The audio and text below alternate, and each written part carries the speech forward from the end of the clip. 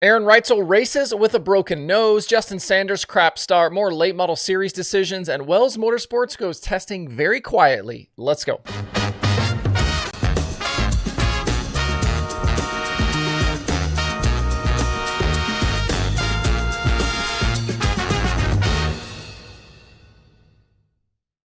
It's Thursday, March 20th. I'm Justin Fiedler. This is DIRTRACKR Daily presented by Kubota Genuine Parts. Things are starting to pick up around the sport of dirt racing, and for those races you can't attend, make sure you've got access to watch from home. If you need to get a Flow Racing subscription for 2025 and you want to help out DIRTRACKR at no additional cost to you, sign up over at DIRTRACKR.com/FlowRacing. Flow's home to a ton of big dirt racing events. They've also got plenty of paved racing, drag stuff, action sports. I've been a paid Flow subscriber since 2020 myself. So DIRTRACKR.com/FlowRacing, or you can click the link below in the video description or the Flow Racing links at DIRTRACKR.com. Kubota high limit sprint cars at the rough and tumble Tulare Thunderbowl last night. Rain the days leading up to the event made sure things were going to be heavy and cowboy up for the night. I struggled just as much as some of the drivers did last night. There were even videos of haulers needing help to get into the pit area. Aaron Reutzel did end up driving the RSR 87, even with that broken nose and the stitches on his face. His car was sporting a rock screen for the night. He did detail the situation with High Limits Tony Laporta. It ended up being a solid night for him. Quick time overall, a dash appearance, and a top 10 finish. Your top three at the end of the night ended up being the same top three from Tulare last August, just in a bit of a different order. Kyle Larson, again, the winner. He went 6 to the lead by lap 12 and drove away at the end. Brad Sweet ended up second again after leading early, and Rico Abreu was third. Corey Day, the hard charger, with a big 21st to 4th run. He had to actually come in through the night's B main. Tanner Holmes also in the top 5 for the night in the Tarleton machine. For those who think the Halima guys get preferential treatment, Larson was sent to the tail of the dash for being late to staging. He was set to start 3rd in that dash, and the penalty probably saved us from a 30-lap beatdown by Young Money. Larson and Day still the top 2 in the championship standings, but that will change this weekend. Both will be in Florida for NASCAR, and things will start to settle out. Teams are off today, with Kern County coming up Friday and Paris on Saturday. 2 other notes from last night. I thought Larson's qualifying save was pretty handy. He got up on the bike on lap 2 in turn 2 and just completely drove out of it. As they say, when in doubt, throttle out.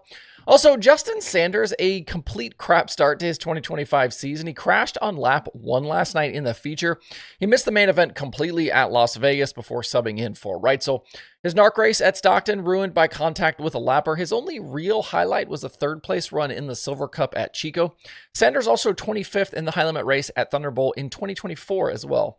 We'll see if he can get things righted this weekend with high limit. I do have an update today on a storyline we talked about a couple of weeks ago, and that's the possible return of Eric Wells to Super Late Model competition. Wells was full-time with the World of Outlaws from 2013 to 2017, but hasn't made any starts in something like 6 years.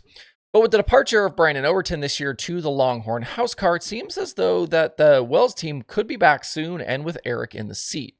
There was a social media tease early in March, which we talked about, and then I've been told that Eric Wells has been getting in some laps lately in a few quiet tests.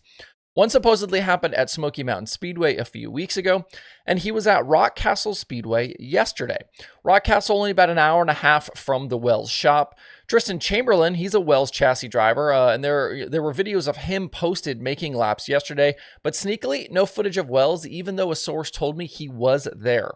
No word on a possible schedule for him. Eric Wells has 1 career Outlaw victory. We will see Chamberlain this weekend at Swainsboro, as he's a World of Outlaws full-timer. This Outlaw weekend at Swainsboro is the series' first stop at the Georgia track since 2012. 12,000 and 15,000 to win Friday and Saturday. Bobby Pierce leads Nick Hoffman and Ricky Thornton Jr. in the standings. As we talked about yesterday, Thornton expected to defend his Lucas title and head to Atomic in Brownstown. So far this season, we've had 5 different winners in 6 races. This weekend's field will be tough. Besides the Outlaw full-timers, you can expect to see Zach Mitchell and Tanner English.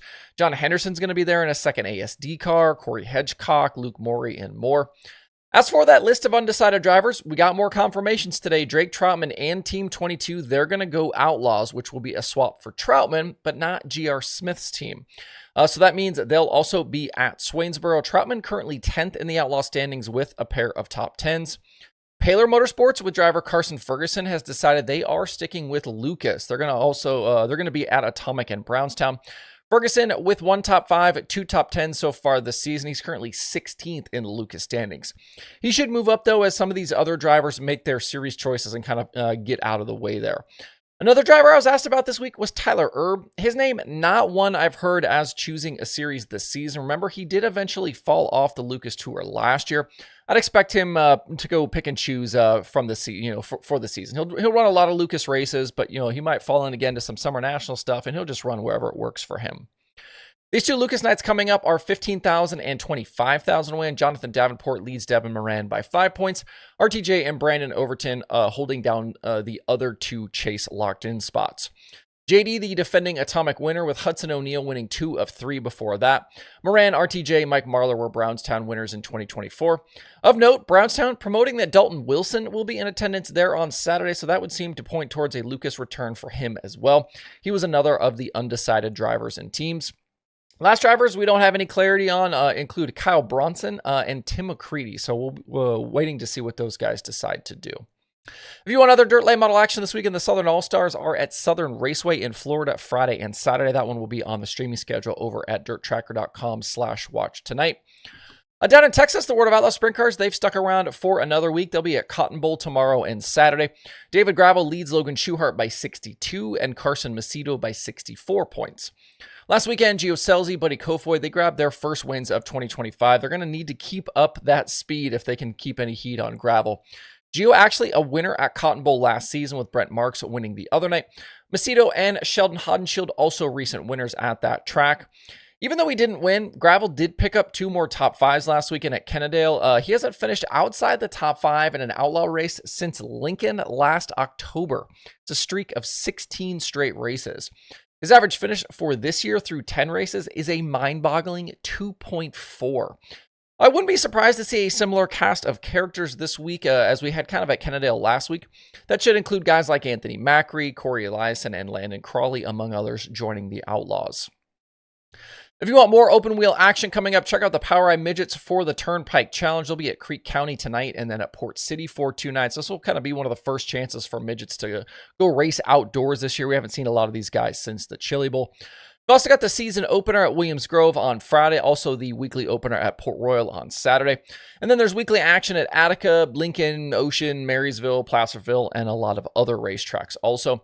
The open wheel schedule over at sprintcarratings.com and the calendar at tjslideways.com are 2 great places to see a full rundown of your options.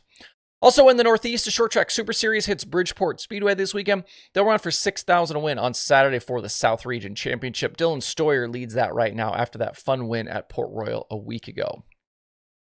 Before we shut it down today, a bit of Dirt Tracker news. We are now live over on Patreon. You can find the page at patreon.com/DIRTRACKR. That's DIRTRACKR.